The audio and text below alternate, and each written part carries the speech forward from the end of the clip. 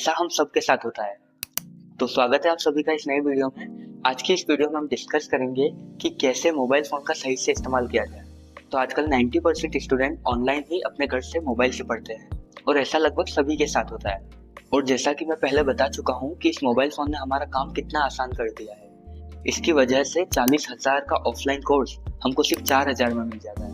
Mobile phone की वजह से अच्छे टीचर हमें हमारे घर में पढ़ाते हैं, लेकिन फिर भी हमसे नहीं हो पा रहा है। तो आज की इस वीडियो में हम बात करेंगे कि कैसे इस मोबाइल फोन को हमारे फेवर में यूज किया जाए, ना कि हमारे अगेंस्ट में।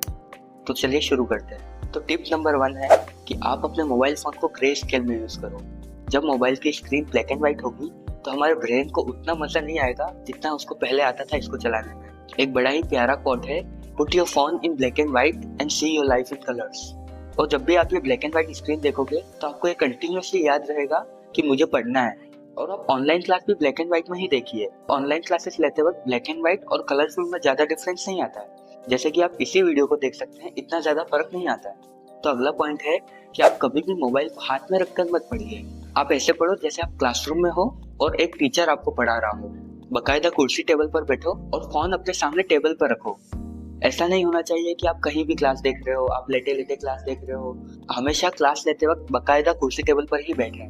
और हो सके तो ऑनलाइन क्लास लेते वक्त हमेशा एक ईयरफोन का इस्तेमाल कीजिए, जिससे आपका फोकस बना रहेगा और आपको एक्सटर्नल साउंड अफेक्ट नहीं करेगा।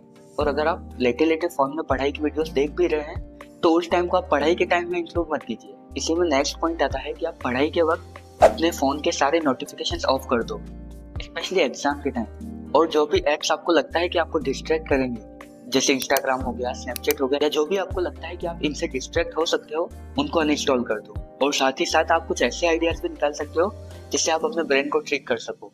फॉर एग्जाम्पल, मैं जब एग्जाम की तैयारी करता था तो मैंने भी ऑनलाइन कोर्स ले रखा था।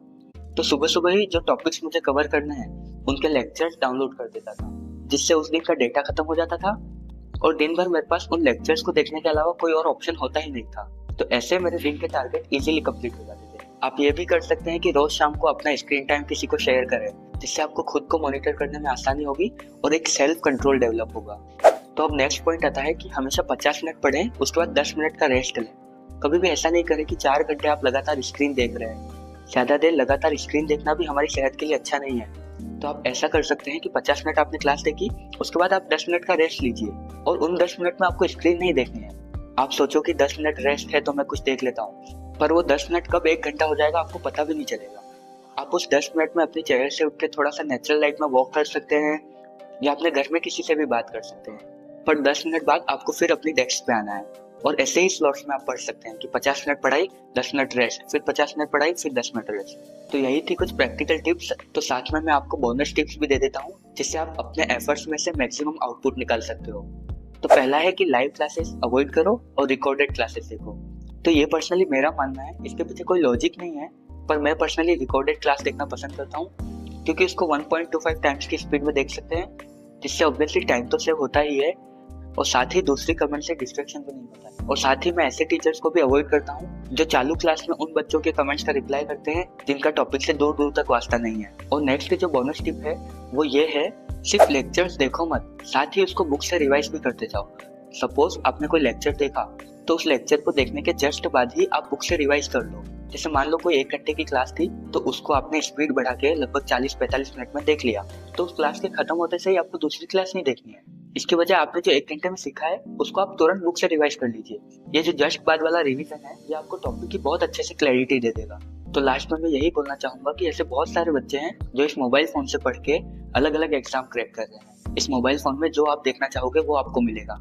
फॉर एग्जाम्पल, आपने चूज किया कि आपको ये वाला वीडियो देखना है, पर इसकी जगह बहुत सारे बच्चे अभी रील्स और शॉर्ट स्क्रॉल कर रहे हैं। आपको सेल्फ कंट्रोल सीखना पड़ेगा। तो इस वीडियो को देखने के बाद भी अगर आप रील्स या शॉर्ट्स पर शिफ्ट हो रहे हो तो इस वीडियो को देखने का कोई मतलब नहीं रह जाता है। और लास्ट में मैं यही कहना चाहूंगा कि हमारे पास हर वक्त 2 चॉइसेस होती हैं, what you want now and what you want the most. You cannot decide whether to pay the price और not, you can only decide which price you want to pay. Discipline और regret, it's a choice, 100% it's a choice. ये आप ही choose करते हो।